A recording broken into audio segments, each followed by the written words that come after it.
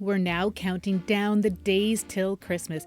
Maybe you still need some gifts, so I've got a few DIY gift ideas that are sure to impress. Let's get crafting. For this project, you're going to need a tin can, and you can see I'm kind of squishing the one end to create a pour spout. I'm going to be using this beeswax that I got from my local honeybee shop. There's a lot of locations in my area, but if you can't get your hands on this, I know it is quite pricey, but it's well worth it. Then you can just use some regular wax. I've got a pot of water sitting there ready to simmer away. And while that's heating up, I'm going to be cutting down my wax. Now I started off with a sharp blade and discovered this was not working. So then I switched to a serrated blade and that wasn't working either. So I did some research and discovered that beeswax is just very hard and making it very hard to cut. So a lot of people use a chisel and a hammer. So that's what I did, and then I had no problems cutting this down. So I did cut this down into smaller chunks, and that will help make it easier for the wax to melt down. I'm cutting my wax down, putting it into my container, and you just want to make sure you have enough to fill the container that you are going to be using. So once that is all cut up, I'm placing it into my pot of simmering water, and you want to make sure you keep an eye on it. It does take a little time for it to melt down, but let me tell you, it smells amazing. And it kind of reminded me of melted butter in a way. So while our wax is melting, I'm going to prep my container, and I am going to be using a coffee mug.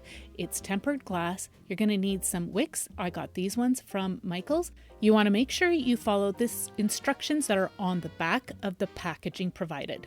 I need to anchor the wick to the bottom of the coffee mug, so I decided I'm going to try hot glue. There are other options out there, but I haven't tried hot glue yet, so I thought I would give it a whirl, and it actually turned out to work just fine. So I added some, placed it in the bottom of the coffee mug, making sure it's center. Next, I'm using a bamboo skewer, and I'm going to wrap the wick around it, and that will help me to center the wick. That's very, very important, because when I go to pour the wax, the wick could end up moving, so we needed it to be secure.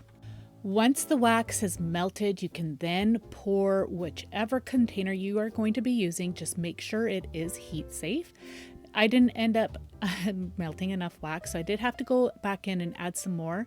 It did cause me a little bit of a problem, but I ended up just fixing that later on.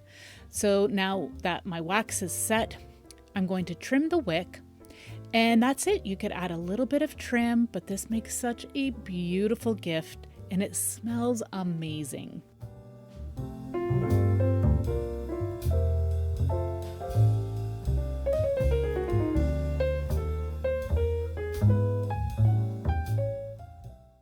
I haven't seen very many ideas for men for last minute gifts, so I thought I would show one that you can quickly put together. I'm going to be using a cigar box for this, but you could definitely use a gift box or any wooden box that you may be able to find. I'm filling it up with some dark green Excelsior, but you could use some masculine colored paper shred. Clean that up, and next I'm going to be filling it up. My husband really likes these instant coffee packets from Starbucks. This one is the Pike Place flavor, but I wanted to try the Christmas blend, so I really like the festive color of this as well. My husband uses these when he goes backpacking, so I thought it would be a fun addition to put in this box. So I'm just going to add these Christmassy ones. Of course, you can use other brands if you'd like, but I wanted to try this, or you could even add tea or hot chocolate and customize it to whoever you're gifting this to. I'm adding some chocolates, and these Lindor chocolates you can get for $1.75 at Dollar Tree in Canada, or you can get this large box at Costco, which is what I typically do. But I know not everybody can get their hands on the Costco stuff, so I thought I would show that you can just get these at your local dollar store. So I'm just going to fill this with some different flavor of the Lindor chocolates. You could use any chocolates, of course, whichever your loved one or the one that you're gifting this to, whatever they like. I know my husband likes Lindor, so I'm going to add several different flavors of these chocolates.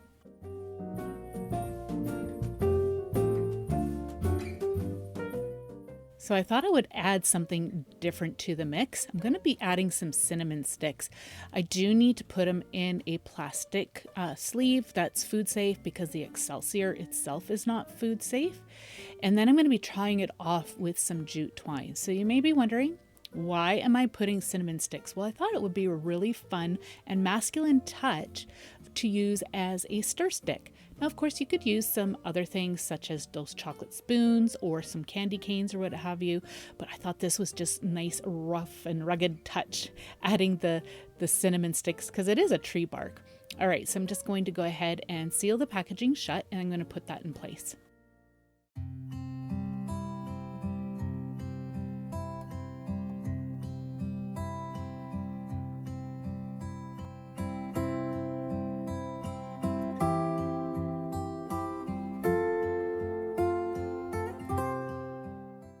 Of course, a gift box like this, you can customize it to whoever you are gifting this to. So I decided I'm not going to gift wrap this. I'm just going to use some jute twine, wrap it around and tie it off. You could just leave it as is, which is what I'm going to do. Or you could definitely put it in a gift bag, or if you feel like you want to gift wrap it, then of course you could do that. If you're using like a Christmassy gift box, you don't even need to gift wrap at all, but I just wanted to keep this simple and rustic. I just added a bit of greenery and a branch, and that was it. This was a really quick and easy project to put together.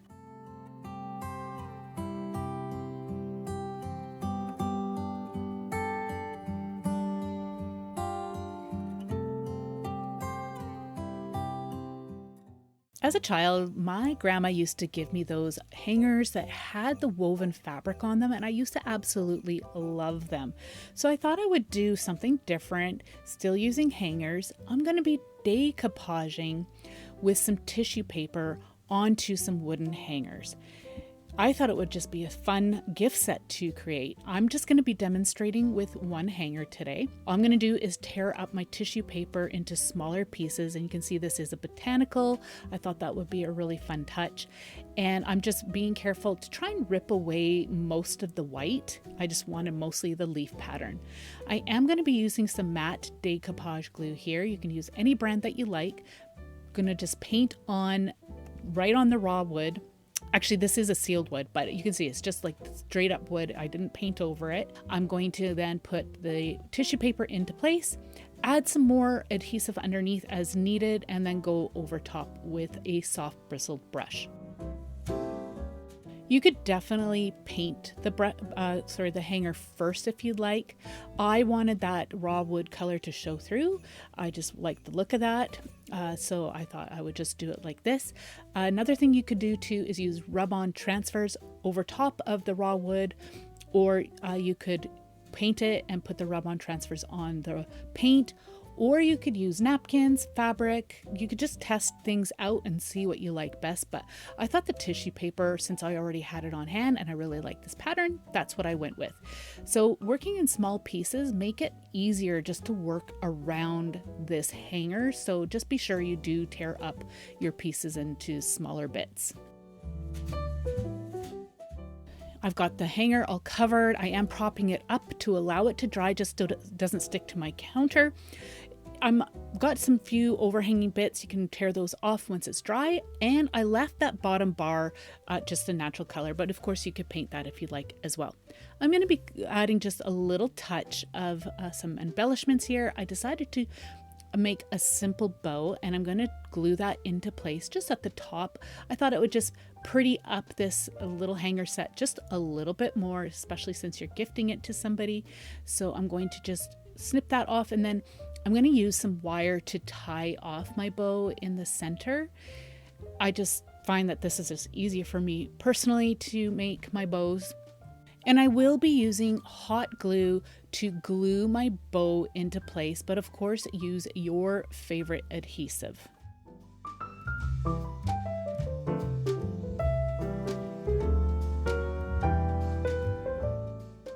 So I thought the bow looked a little plain, so I'm going to add a paper flower. I'm just going through my paper flowers to see what I like best, and I think I like this little white rose the best.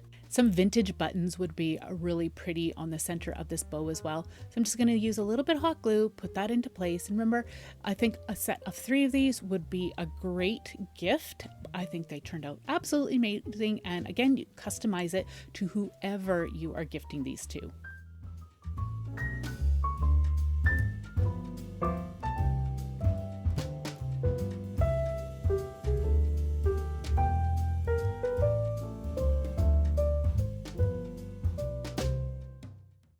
This next project is one that you will have seen before, but I'm putting a different twist on it. You're going to need some round balls of chocolate or other type of treat. You're also going to need some tissue paper. Now I've got this birch bark paper, tissue paper from Dollar Tree.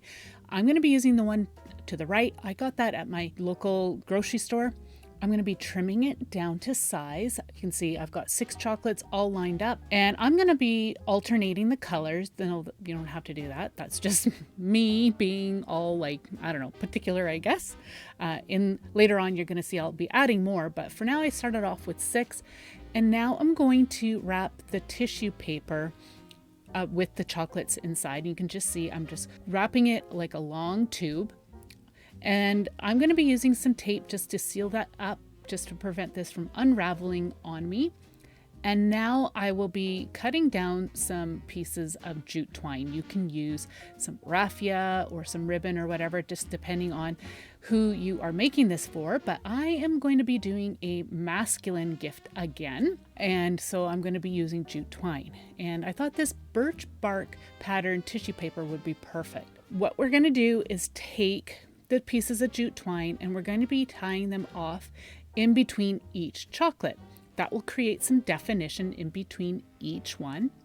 Typically, you will have seen this project done using some cellophane, but I wanted to try this technique because I thought, again, it would look a whole lot more masculine. Plus, you're going to be hiding the little surprise inside.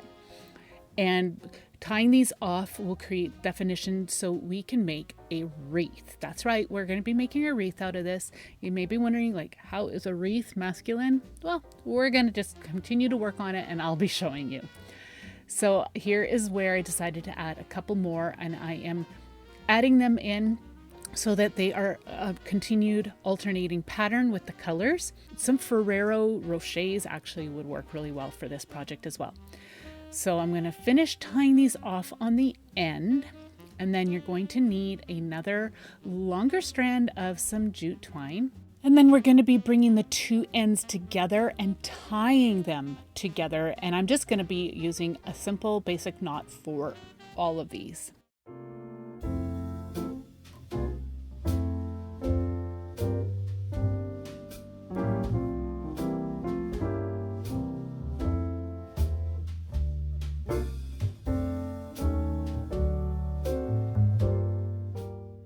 I'll be trimming off any of the excess tissue on the end. I know I had just a little bit too much, but I did cut my piece of tissue down longer just to make sure that I had enough to wrap all my chocolates.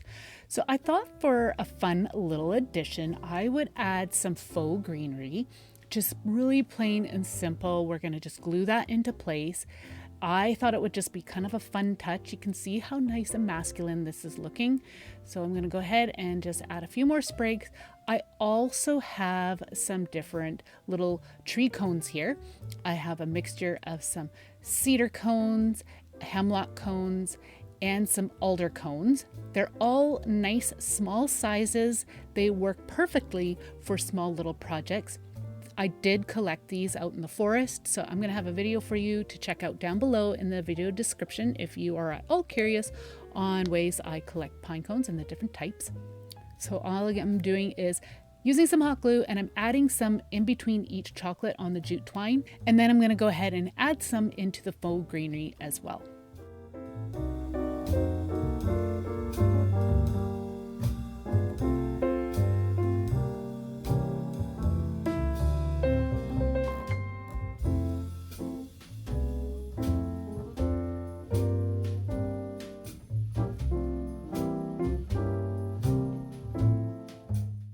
And that is it. I thought this was just a fun little gift. You can make this for a teacher or someone special in your life, and you can customize it again for anybody that you're gifting this to.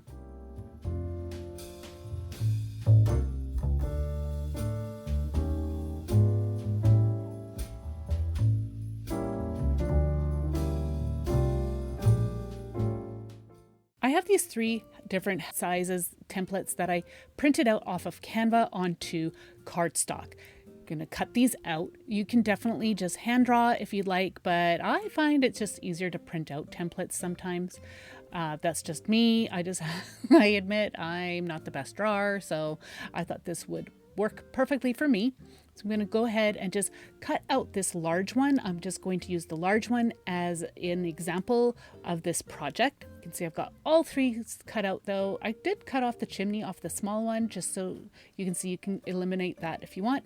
I'm using some craft paper here. It's leftover packaging from an Amazon package, and I'm taking a pencil and I'm tracing around my house template. You can see I am going approximately 1 centimeter out.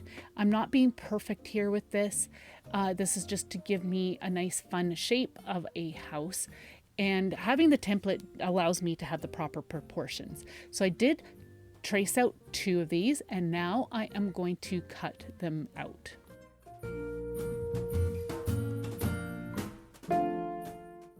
So I have my 2 houses cut out from the craft paper, but they're super wrinkly. So I decided I'm going to just use my Cricut heat press just to press them out a bit. It wasn't perfect. I just thought it would make it easier for me to work on these. Of course, you can use a regular iron. Just make sure you use a lower heat setting so you don't accidentally burn your paper. And then you could even skip this part if you want. That is personal preference.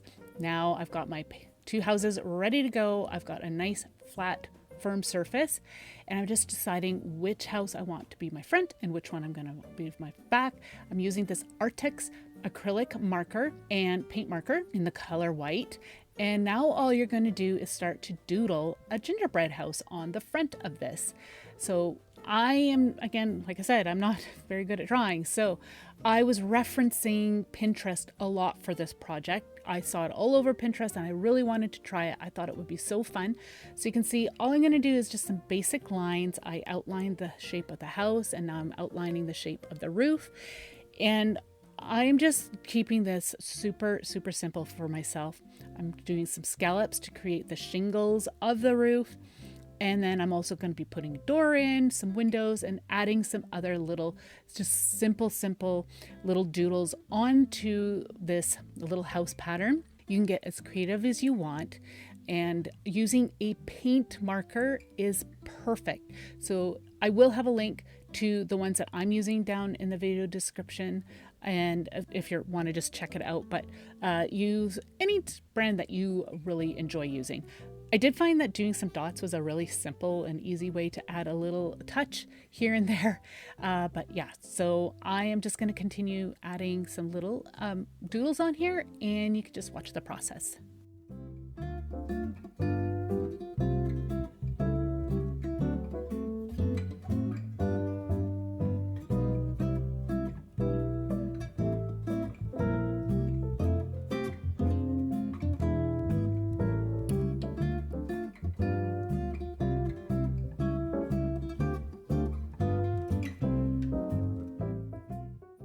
So I've got the front of my house pattern all done, and I'm really happy with it. I did not do any doodling on the back one. I felt I didn't need to, but you may be wondering, what am I doing with all of this? Well, we're using this as some packaging. So I've got some flat bars of chocolate and some tea bags. I thought this would be really fun inside. The main thing is that you want to just make sure that whatever you're putting inside, such as these bath bombs, you want to make sure that they're going to fit. So you can lay your item down onto the house and then see if lay the next one over top and see if everything fits inside. You can see this package of gum fits in the medium house, and this package of teas fits in the small one. I thought this would make a great teacher gift or something fun for a kid or anybody really. I thought it was just a fun way to package any gift. So I'm going to use a glue stick, and all I'm going to do is glue along the edge. Of course, use your favorite glue.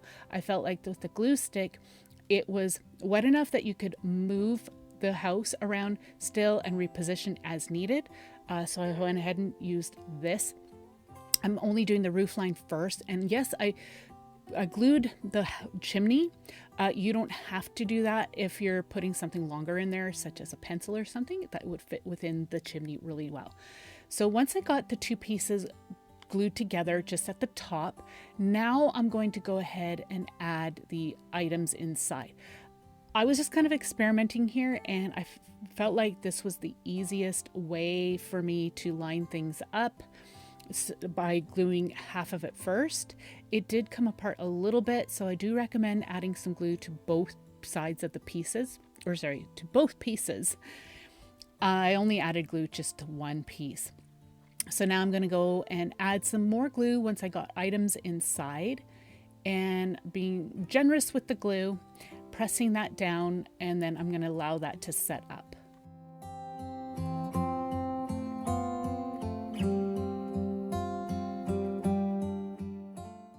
If you do have any pieces that don't quite match up, then you can go ahead and trim those off like I'm doing right here. But that's about it. You could add a little bow or something. You could use paper bags instead and decorate those, such as a lunch sack or a gift bag. This is just a fun way to gift wrap something for somebody special.